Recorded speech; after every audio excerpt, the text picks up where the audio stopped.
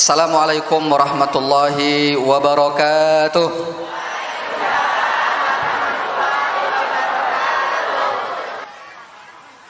Kurang semangat. Apa karena kepanasan? Kita kasih pantun biar semangat. Setuju? Pak Mamat minum teh hangat. Minum teh hangat sama Pak Sopandi. Kenapa jawab salam tidak semangat? Apa karena banyak yang belum mandi? Karena panas ya, jadi nggak mandi. Justru panas itu harusnya mandi. Jalan-jalan ke Talang Keramat. Tidak lupa singgah di Talang Betutu.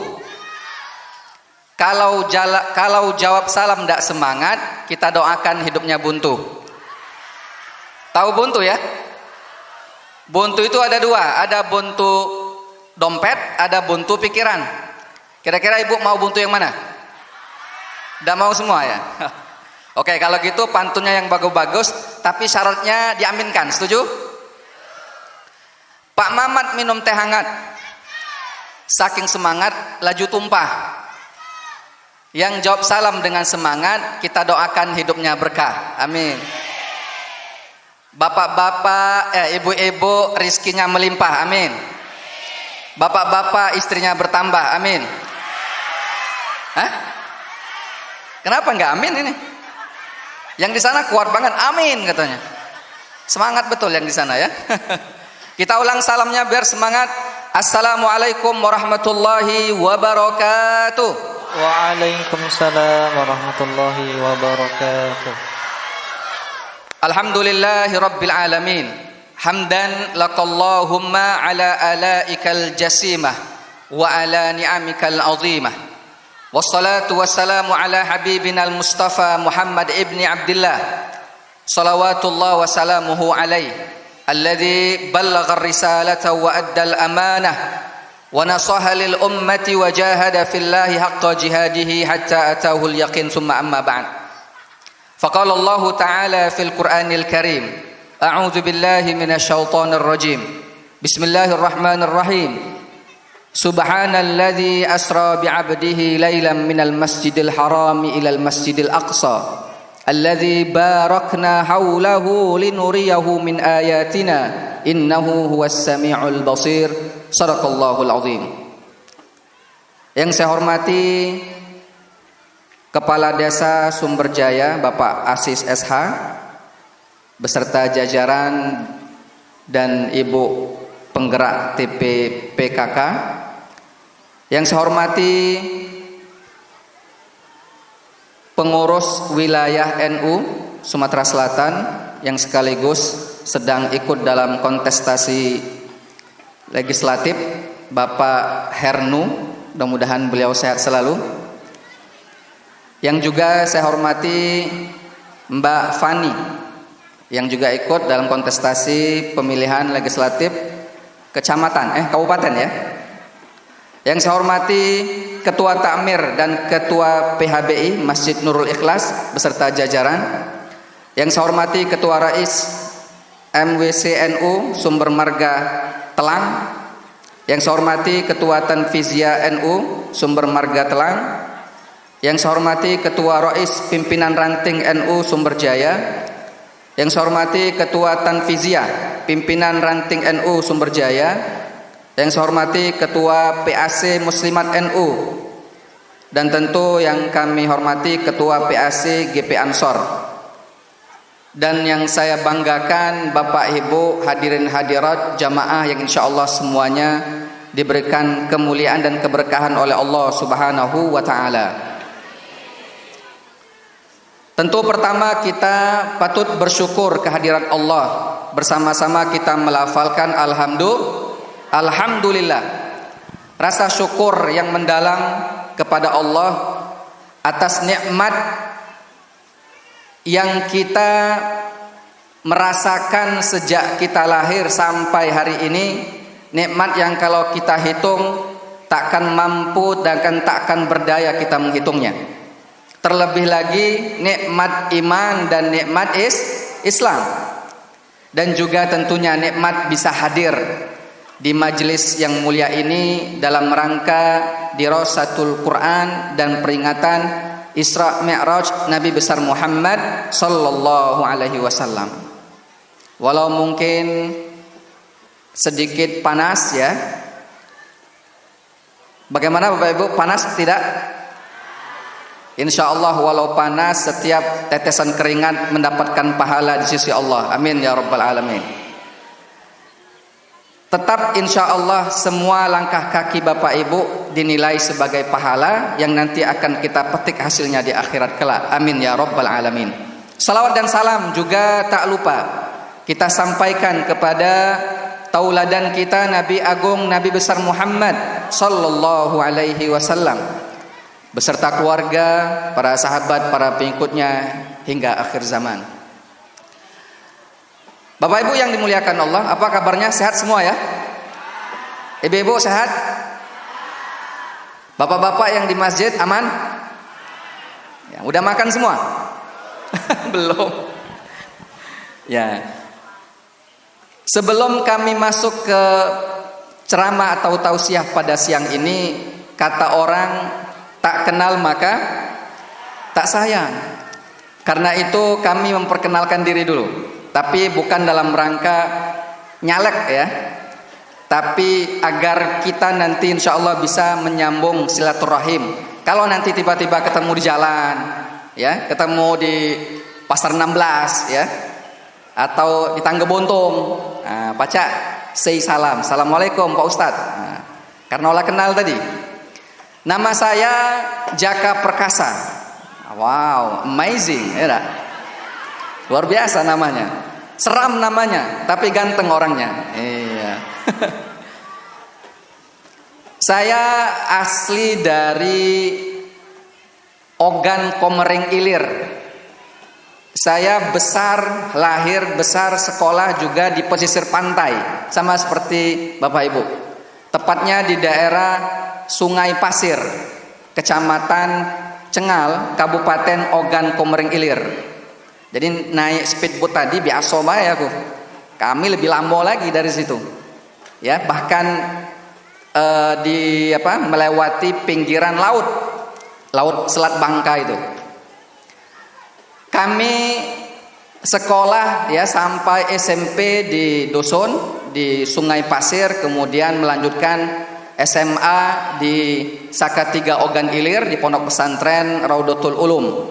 Kemudian kami melanjutkan kuliah S1-nya di Universitas Al-Azhar Kairo Mesir. Itulah dapat gelar LC. LC itu bukan langsung ceramah, tapi singkatannya adalah lisens. Lisens itu untuk S1 Timur Tengah. Makanya Madinah, Libya, Yaman, Suriah, Mesir. Itu kalau selesai dari sana gelarnya LC, ya, bukan ladies companion. Aha, bapak-bapak tahu juga dengan istilah itu ya. Tapi LC di sini lisens. Kemudian S2-nya kami sebenarnya sealumni dengan Pak Hernu dari Universitas Islam UIN Raden Patah, Palembang. UIN Raden Patah. S2 di sana dapat gelar MAG. MAG itu bukan master alam gaib, bukan juga master agak gila, bukan ya. MAG itu adalah master agama. Agama Islam. Saya sekarang berada di salah satu yayasan ya di Palembang, namanya Yayasan Islam Al-Azhar Kairo Palembang. Kami guru di sana sekaligus sebagai ketua yayasan Islam Al-Azhar Kairo Palembang. Jadi kalau Bapak Ibu ingin menyekolahkan anak di kami, ahlan wa sahlan. Insya Allah manhajnya sama dengan manhaj kita semua, yaitu NU, Ahlus Sunnah wal Jamaah. Bahkan saya sehari-hari di pengajian-pengajian di masjid-masjid, di majelis taklim, salah satu tema utama saya ketika mengajar itu adalah tentang Ahlus Sunnah wal Jamaah, akidah aswaja, yang alhamdulillah mayoritas dari kita dan bahkan hampir seluruh warga NU itu bermanhaj akidah yang sama, yaitu Ahlus Sunnah wal Jamaah. Jadi itu mungkin perkenalan singkat, boleh dipanggil Jaka. Nah, yang penting jangan disambung, Jaka sembung jangan. Apalagi Jaka baring, bukan. Ya, Jaka. Kalau teman-teman saya manggilnya Jack, agak ke Inggris-Inggrisan dikit. Mr. Jack, Ustadz Jack. Bapak Ibu yang dimuliakan Allah, hari ini kita hadir di majelis ini dalam rangka untuk memperingati satu peristiwa besar. Peristiwa itu kita kenal dengan apa namanya? Isra wal Mi'raj. Isra Mi'raj itu dua kata yang berbeda. Satu katanya adalah Isra, yang kedua Mi'raj. Makanya orang nggak tahu kalau istilah kita di sini apa. Mana? Peringatan Isra Mi'raj. Orang biasanya menuliskan Isra Mi'raj itu langsung dua kata, Isra Mi'raj. Ada juga yang menuliskan Isra wal Mi'raj, ada wa-nya. Kenapa? Karena dua kata ini maknanya berbeda. Kalau Isra itu artinya diperjalankan, sedangkan Mi'raj itu artinya dinaikkan. Isra itu diperjalankan, kalau berjalankan pasti dia di bawah. Kalau Mi'raj dinaikkan berarti naik ke atas. Isra itulah yang terjadi pada Nabi Shallallahu Alaihi Wasallam, diperjalankan dari Masjidil Haram Mekah menuju Masjidil Aqsa Palestina. Sedangkan Mi'raj dari Masjidil Aqsa Palestina naik menembus langit ketujuh sampai ke Sidratul Muntaha. Itulah istilah yang kita kenal dengan Mi'raj. Bisa dipahami Bapak Ibu? Jadi peristiwa itulah yang dikenal dengan istilah Isra wal Mi'raj. Bapak Ibu jamaah yang dimuliakan Allah, Isra Mi'raj ini peristiwa besar yang terjadi pada Nabi bukan tanpa sebab. Ternyata sebelum peristiwa ini terjadi, Nabi kita Muhammad sallallahu alaihi wasallam diberikan ujian yang sangat berat. Ujian itu pertama penolakan terhadap dakwah yang beliau sampaikan kepada umat. Bayangkan Bapak Ibu, di Mekah selama 13 tahun berdakwah, yang melok, yang ikut menjadi pengikut Nabi itu hanya segelintir saja. Itu pun dari kalangan-kalangan menengah ke bawah. Malah mayoritas dari para budak. Tahu budak ya? Bukan budak bakso Palembang. Kalau budak bakso Palembang, wong Palembang ini budak kalau. Tapi budak dalam arti hamba sahaya. Sedikit yang ikut Nabi, bahkan beliau ditentang bukan hanya secara lisan. Beliau diintimidasi, beliau dibuli, beliau disakiti secara fisik, bahkan terancam akan dibunuh. Akhirnya sampai pada beliau hijrah ke Madinah. Sebelum hijrah ke Madinah, beliau sempat ke Taif, salah satu kota di perbatasan Mekah, berharap agar orang-orang Taif ini menerima dakwah beliau. Tapi ternyata faktanya justru beliau dilempari batu oleh penduduk Taif sampai berdarah-darah. Satu itu, sedih luar biasa. Yang kedua, sedihnya Nabi karena ditinggal oleh orang-orang yang beliau cintai. Di antaranya adalah paman tercinta Abu Thalib, dan yang paling sedih itu adalah ditinggal oleh orang yang sangat beliau cintai, yaitu Sayyidatuna Khadijah radhiyallahu anha, istri tercinta beliau. Bapak Ibu yang dimuliakan Allah, kalau orang yang paling kita cintai hilang di depan mata kita untuk sementara, sedihnya barangkali tidak terlalu lama. Misal ya, Bapak Ibu ada anak kemudian sekolah ke Palembang atau sekolah ke Jawa, masuk pesantren. Waktu Bapak Ibu mengantarkan mereka ke pesantren, ketika mau pulang sedih. Tidak sedikit yang meneteskan air mata. Benar tak ibu-ibu? Sedih atau tidak? Sedih. Tapi sedihnya paling beberapa hari saja. Habis itu tersengeh, ketawa, senyum, bahagia, tidak. Artinya sedihnya itu sementara. Tapi kalau yang kita cintai itu hilang untuk selama-lamanya, tentu sedih itu jauh akan lebih terasa. Tanya saja kepada teman-teman, tetangga Bapak Ibu yang kehilangan orang yang dia cintai. Betapa beratnya, betapa sakitnya. Bahkan kalau tidak ada iman dalam dirinya, bisa saja stres.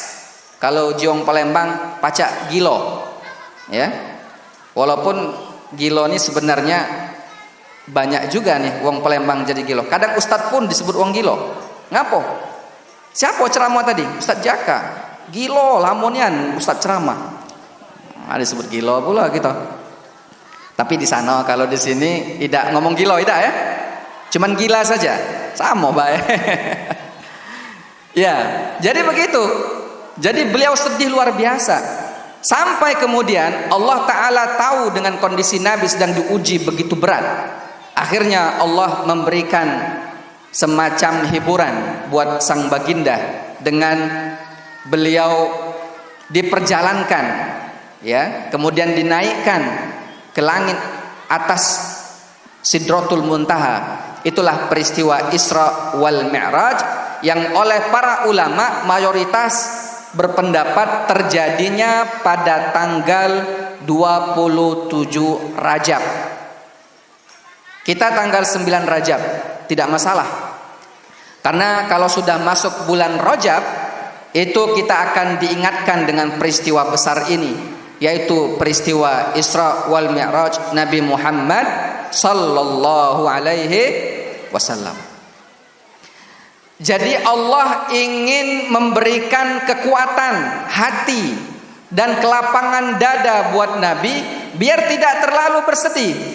Karena di balik ujian itu akan ada hikmah, akan ada kebahagiaan yang siap menunggu.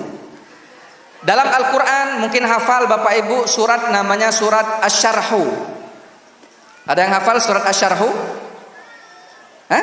Belum? Oh, nama lain ya. Nama lainnya adalah surat Al-Insyirah. Hafal? Apa bunyi awal ayatnya? Inna atoina. Itu Al-Kautsar. Apa ayat pertama surat Al-Insyirah? Ayo, mana nih yang anak-anak hafal? TPA. Ada yang hafal? Al-Insyirah apa awal ayatnya? Alam nasrah. Masya Allah. Anak TPA luar biasa. Tepuk tangan untuk anak-anak TPA. Hafal Quran insya Allah ya. Hafizah. Bapak ibunya kalah ya. Coba baca sama-sama Al-Insyirah. A'udzu billahi minasyaitonir rajim.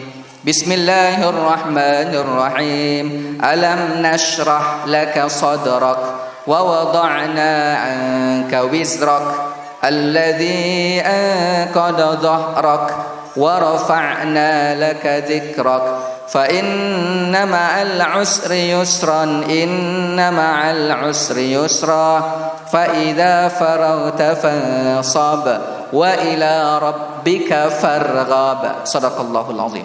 Dalam ayat itu ada bunyi fa inna ma'al 'usri yusra. Dan bukan sekali. Ayat berikutnya inna ma'al 'usri yusra. Apa artinya? Sesungguhnya bersama kesulitan itu sudah ada kemudahan.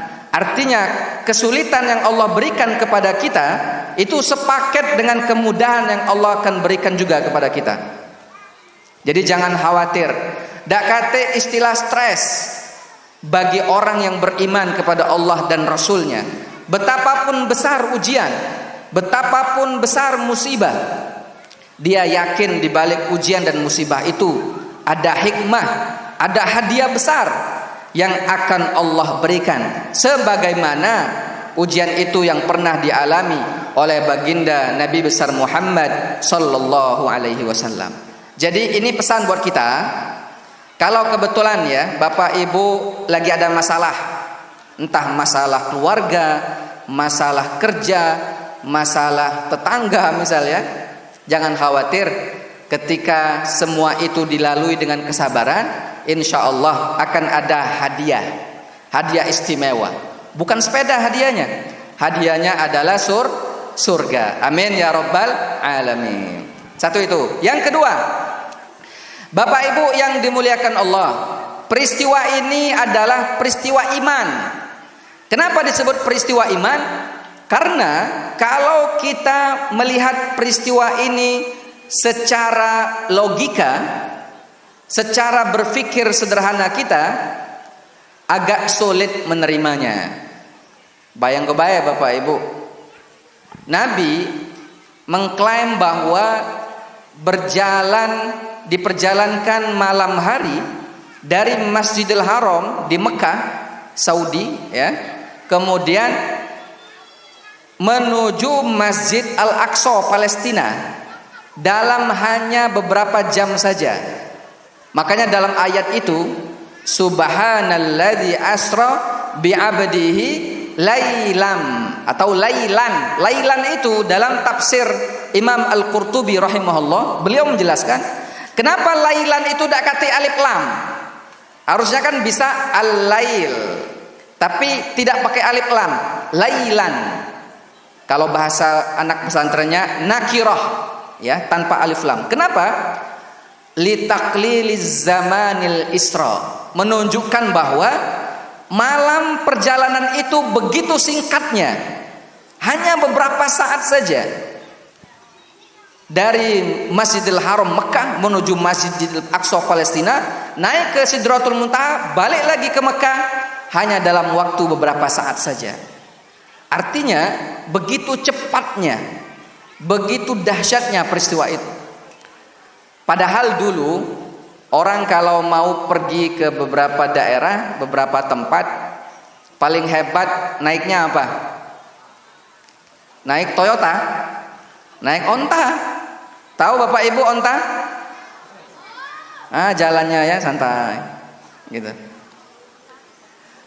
Sehingga perjalanan Masjidil Haram Mekah ke Palestina itu bisa memakan waktu berbulan-bulan.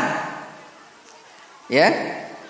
Tapi subhanallah, peristiwa itu ternyata menjadikan perjalanan Nabi begitu singkatnya, hanya beberapa saat di malam hari. Sehingga kalau kita menganalisanya, melihatnya dengan logika kita, susah untuk diterima. Karena yang saya sampaikan tadi, peristiwa ini adalah peristiwa iman. Bukan logika yang melihat, tapi iman yang melihat.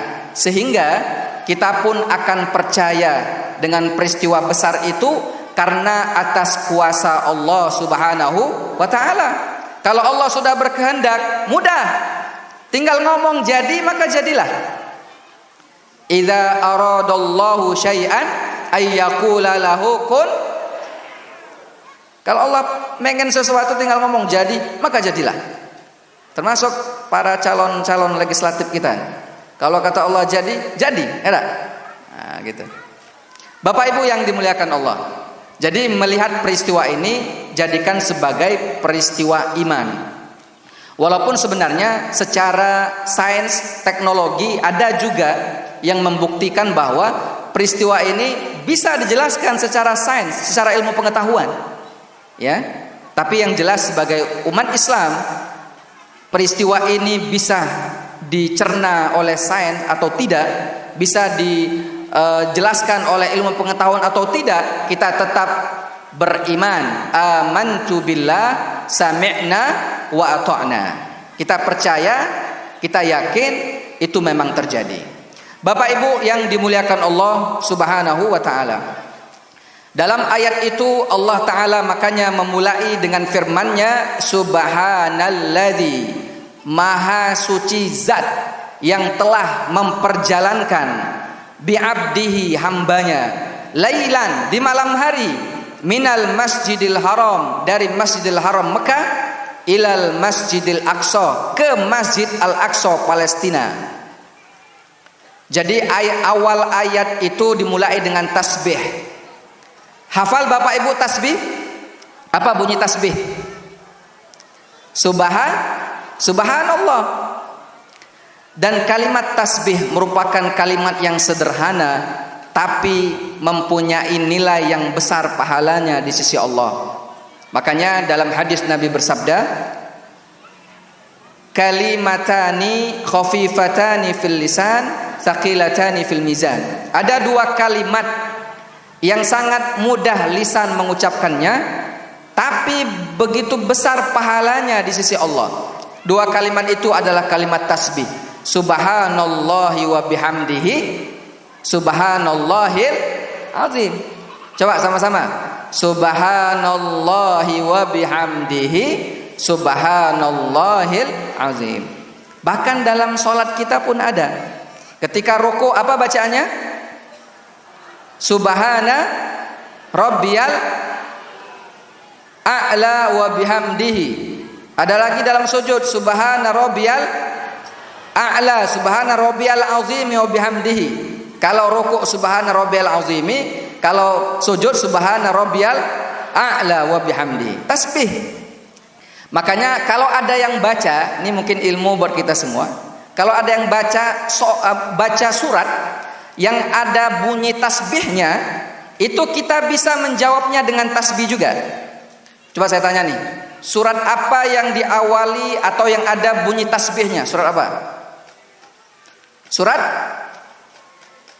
yang bisa dapat hadiah larutan cap kaki 3. Nih, ya. Masih tersegel, aman. Nah, original. Ayo, yang awalnya ada bunyi tasbih.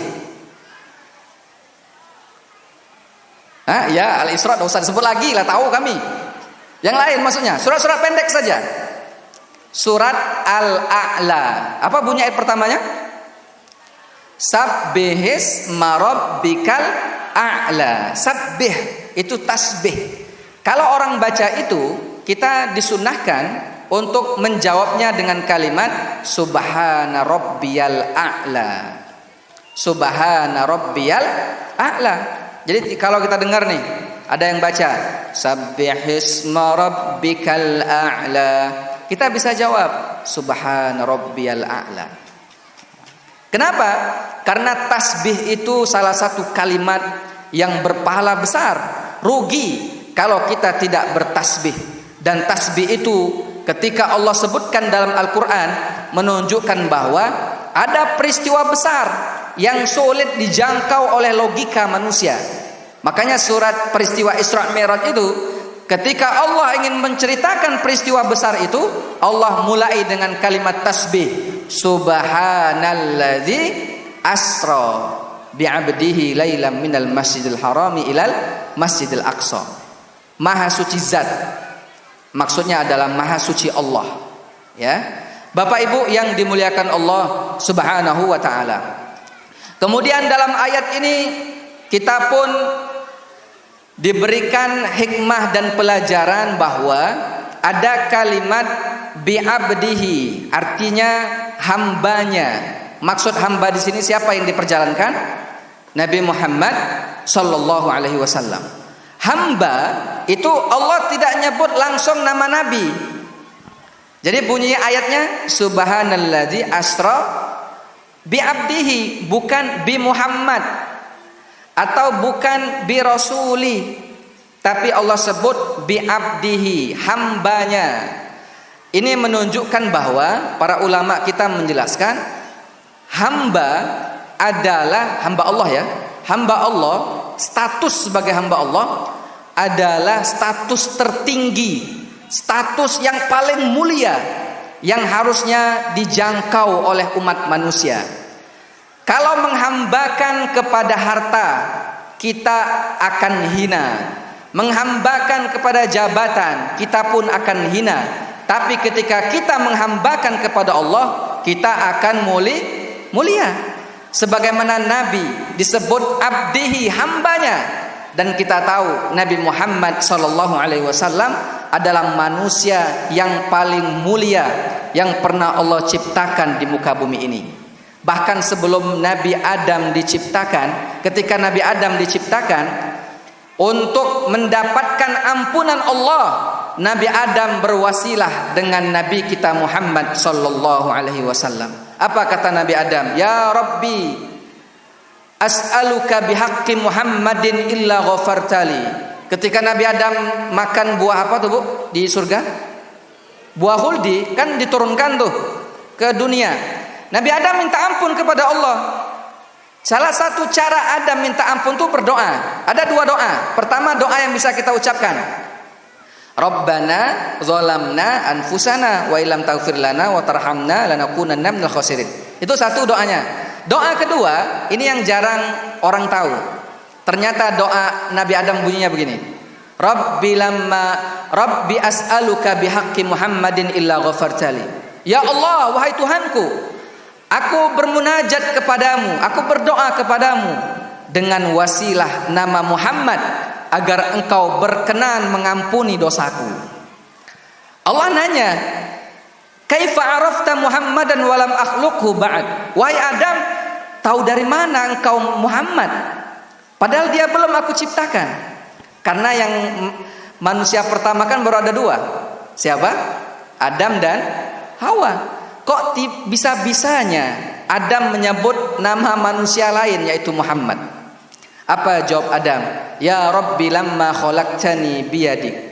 Wahai Tuhanku, ketika engkau ciptakan diriku, rafa'tu ra'si, aku mengangkat kepalaku, fara'aitu 'alal arsyil qawa'iman maktuban, dan aku melihat di arasmu tertulis kalimat la ilaha illallah Muhammadur Rasulullah. Tidak ada Tuhan kecuali Allah, Muhammad adalah utusan Allah. Ternyata Adam melihat nama Muhammad tertulis tepat di samping nama Allah. Dan Adam melanjutkan, wahai Tuhanku, tidak mungkin ada satu nama yang dekat dengan namamu kecuali nama itu adalah nama makhluk yang paling engkau cintai.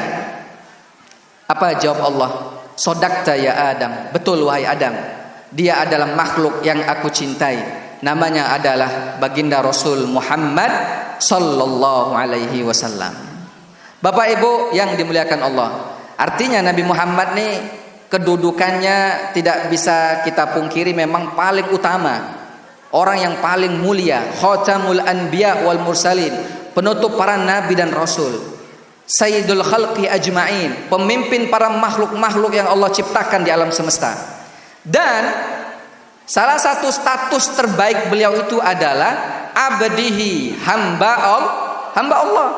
Maka kalau ingin mulia, jadilah hamba Allah. Jangan jadi hamba harta, jangan jadi hamba dunia.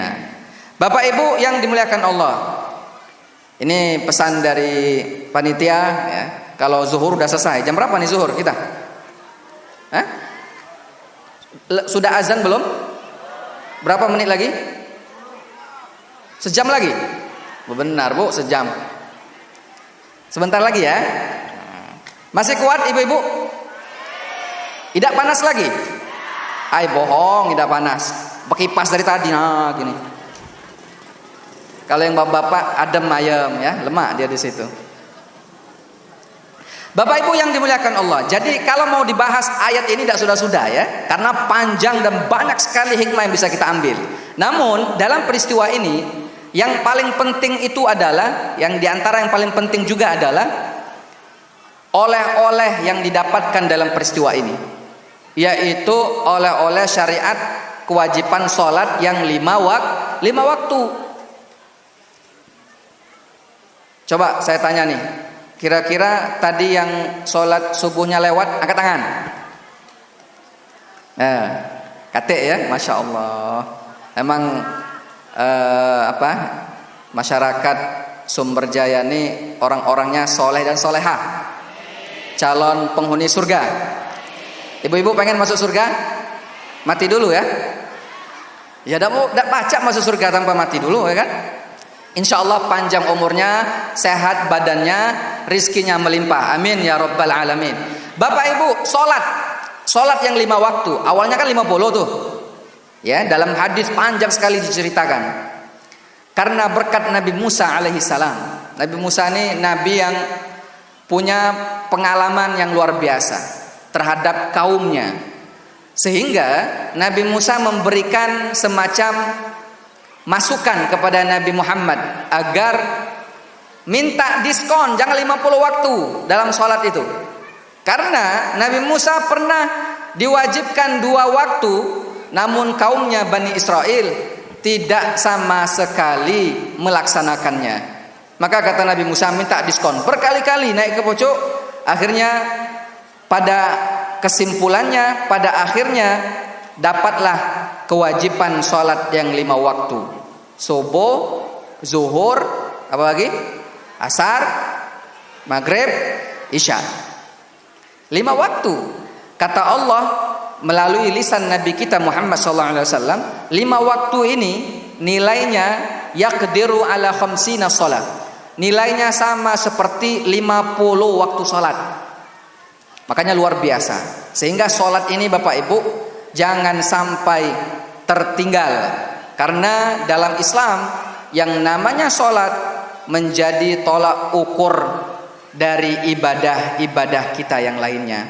Ketika nanti di hari kiamat kelak, yang pertama ditanya itu adalah ibadah sholat. Puasanya kaget dulu, zakatnya entar dulu, ya hajinya pending dulu. Yang dilihat pertama adalah ibadah sholat.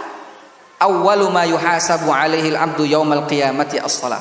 Yang pertama akan dihisab, akan dihitung, akan ditanya di hari kiamat kelak adalah ibadah sholat.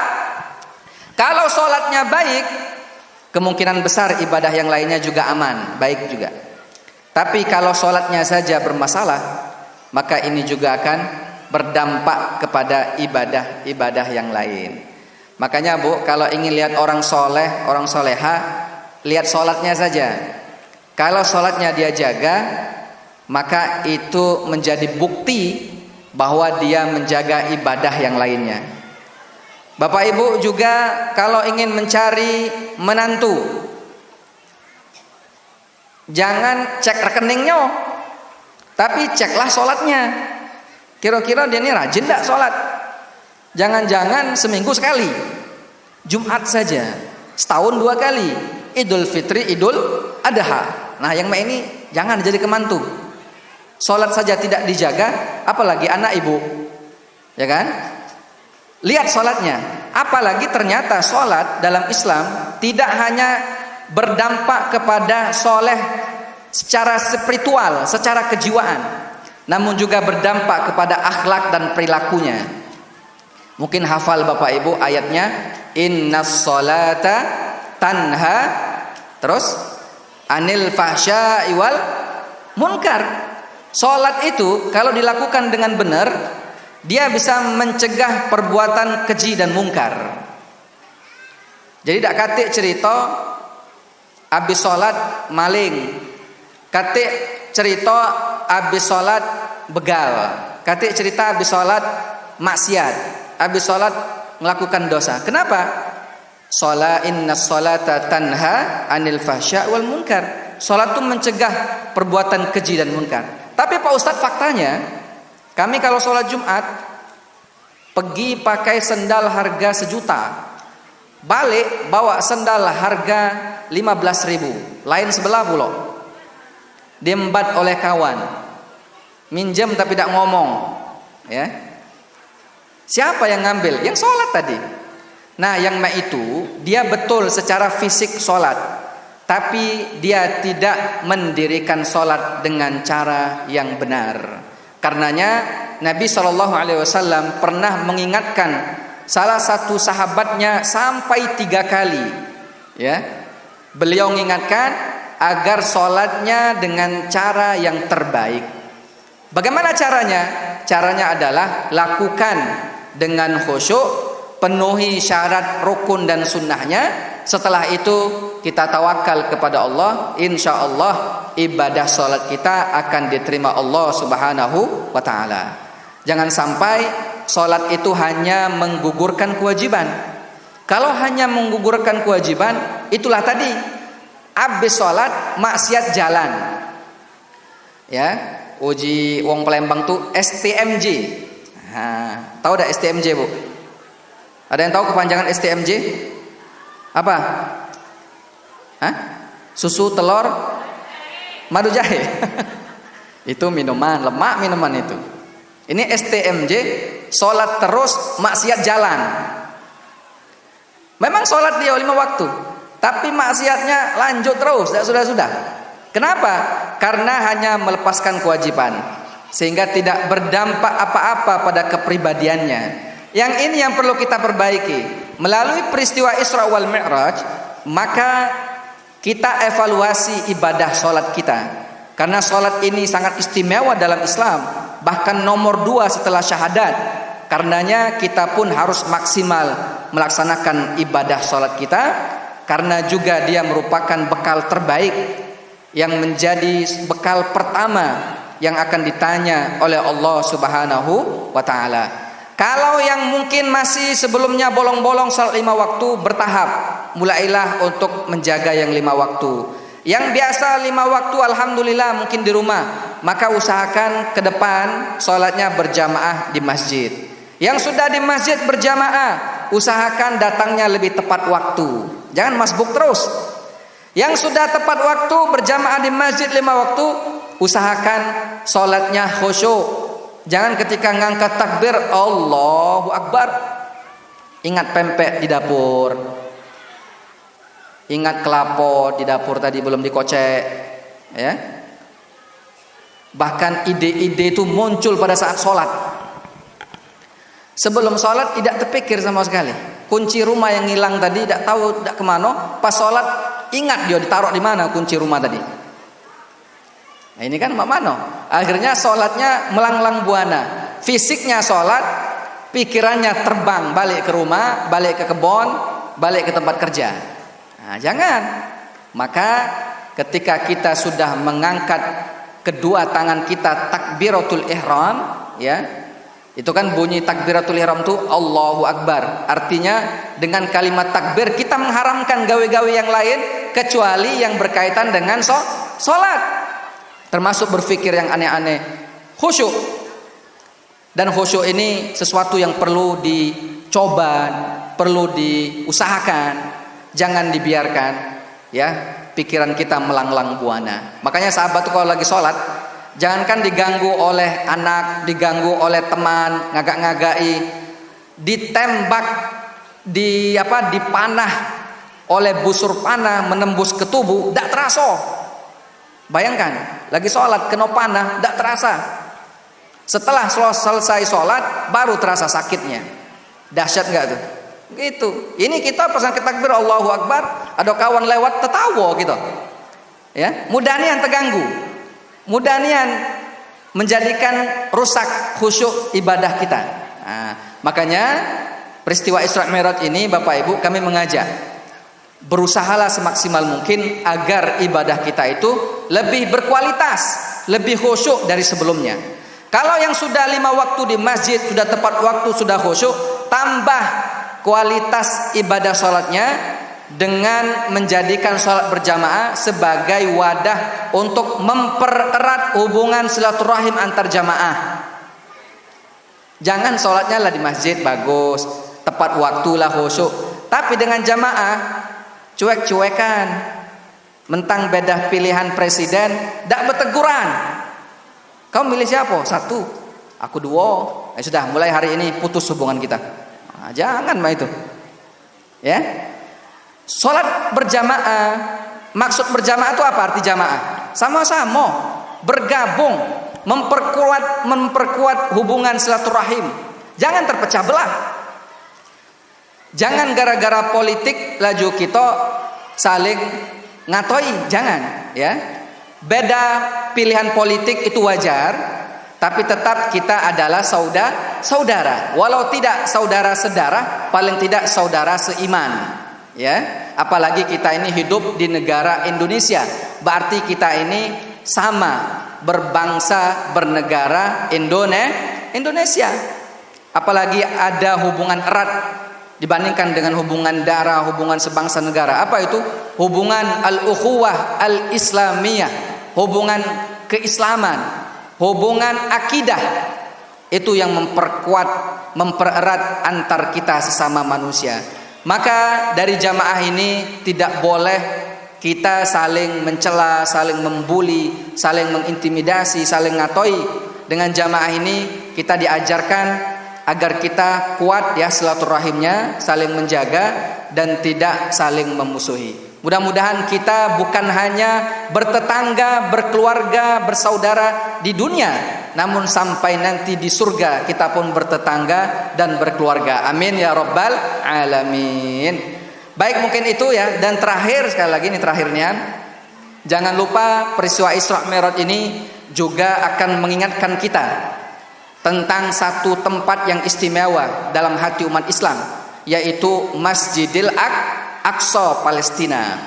Hari ini kita sangat sedih dan miris betapa korban yang berjatuhan ya dari rakyat Palestina sudah hampir menyentuh angka 30.000, 25.000 lebih, dan separuhnya ya itu adalah anak-anak yang masih kecil. Mereka menjadi korban kebrutalan Zionis Israel. Dan kita umat Islam tentu melihat ini tidak hanya sedih, tidak hanya miris, tidak hanya mengutuk, tapi maksimalkan kita membantu mereka dengan materi, dengan uang yang kita punya, atau minimal dengan doa-doa terbaik kita yang kita panjatkan buat mereka yang ada di sana. Sekolah Islam Al-Azhar Kairo Palembang menghimpun dana dari masyarakat Kota Palembang, terkumpul kurang lebih 100 juta lebih ya. Dan tanggal 27 nanti kami mengundang salah satu tim relawan yang hidup betul-betul di Gaza, Palestina, yang dibombardir oleh Israel itu, dan sekarang sudah pulang ke Indonesia. Kita undang beliau untuk hadir di yayasan kita. Beliau adalah yang mungkin kenal, namanya Bang Onim. Tahu Bang Onim? Udah tahu ya. Yang tahu itu beliau kan misi kemanusiaan berada di Gaza. Istrinya dari Palestina, anaknya juga lahir di sana. Beliau tahu betul, udah belasan tahun di Gaza, beliau masih berada di sana saat lagi perang-perangnya Israel dengan Palestina. Beliau pulang ke Indonesia ingin berbagi ke kita dan juga ada penggalangan dana. Kalau Bapak Ibu kebetulan ke Palembang, catat tanggalnya, tanggal 27 Januari ya, di Sekolah Al-Azhar Kairo Palembang, tepatnya di Convention Hall, di hall kita. Silakan hadir. Kita akan mendengarkan bagaimana kisah yang terjadi di sana, dan kita bisa menggalang dana minimal dengan berdoa yang terbaik buat saudara-saudara kita. Mudah-mudahan Palestina segera mendapatkan kebebasan dan bisa meraih kemerdekaannya, dan saudara-saudara kita yang berjihad melawan Zionis Israel ini diberikan kemenangan, diberikan kekuatan, dan mereka yang telah menjadi korban, yang telah meninggal dunia, Allah terima sebagai syahid, menjadi syuhada yang akan diganjar surga oleh Allah Subhanahu wa taala. Amin ya rabbal alamin. Baik, mungkin itu yang bisa kami sampaikan. Mohon maaf jika waktunya lewat ya dari yang seharusnya. Kami mungkin pamit ya setelah ini, langsung nanti pulang. Sekali lagi mudah-mudahan silaturahim kita bisa terjaga, tidak hanya pada momen-momen seperti ini, tapi juga di momen-momen lain kita bisa menjaga silaturahim kita. Itu yang bisa kami sampaikan. Mohon maaf jika ada kekurangan, kepada Allah kami mohon ampun. Hadanallahu wa iyyakum ajmain. Ditutup dengan doa ya langsung. Ya, kita doa bersama Bapak Ibu. Mudah-mudahan di momen, di waktu yang baik ini Allah ijabah semua doa dan munajat kita. Kita awali dengan istighfar 3 kali. Astaghfirullahal azim alladzi la ilaha illa huwal hayyul qayyum wa natubu ilaih. Astaghfirullahal azim alladzi la ilaha illa huwal hayyul qayyum wa natubu ilaih. نستغفر الله العظيم الذي لا إله إلا هو الحي القيوم ونتوب إليه. أعوذ بالله من الشيطان الرجيم. بسم الله الرحمن الرحيم. الحمد لله رب العالمين حمد الشاكرين حمد النائم حمد كافئ مزيده. يا ربنا لك الحمد كما ينبغي لجلال وجهك الكريم وعظيم سلطانك. اللهم صل وسلم وبارك على سيدنا محمد وعلى آل سيدنا محمد. اللهم لا تدع لنا في مقامنا هذا ذنبا إلا غفرته ولا عيبا إلا سترته ولا مسافرا إلا وصلته ولا مريضا إلا شفيته ولا دينا إلا قضيته ولا ميتا إلا رحمته ولا حاجة من حوائج الدنيا إلا قضيتها ويسرتها يا ربنا يا رب العالمين. سبحانك لا علم لنا إلا ما علمتنا إنك أنت العليم الحكيم. ربنا اغفر لنا ذنوبنا ولوالدينا وارحمهم كما ربونا صغارا. ربنا هب لنا من أزواجنا وذرياتنا قرة أعين واجعلنا للمتقين إماما. اللهم أعز الإسلام والمسلمين وأهلك الكفرة والمشركين. اللهم انصر إخواننا المسلمين المجاهدين في فلسطين. اللهم اشف مرضاهم وتقبل شهداءهم برحمتك يا أرحم الراحمين. اللهم إنا نسألك حسن الخاتمة ونعوذ بك من سوء الخاتمة. اللهم تقبل منا إنك أنت السميع العليم وتب علينا إنك أنت التواب الرحيم. ربنا ظلمنا أنفسنا وإن لم تغفر لنا وترحمنا لنكونن من الخاسرين. ربنا آتنا في الدنيا حسنة وفي الآخرة حسنة وقنا عذاب النار. وصلى الله وسلم على سيدنا محمد النبي الأمي وعلى آله وأصحابه أجمعين. سبحان ربك رب العزة عما يصفون وسلام على المرسلين والحمد لله رب العالمين. تقبل الله minkum minna wa minkum taqabbal ya karim. Terima kasih atas perhatiannya. Hadanallahu wa iyyakum ajmain. Wassalamualaikum warahmatullahi wabarakatuh. Baik Bapak Ibu jamaah yang dirahmati oleh Allah Subhanahu wa taala. Dengan berakhirnya doa tadi maka berakhir pula rangkaian acara kita pada hari ini. Dan dengan Fatihah kita membuka acara ini. Mari sama-sama kita tutup dengan hamdalah. Alhamdulillahi Rabbil Alamin. Kami selaku pemandu acara, saya Muhammad Rizal dan saya Sawaludin, mohon pamit undur diri. Wassalamualaikum warahmatullahi wabarakatuh.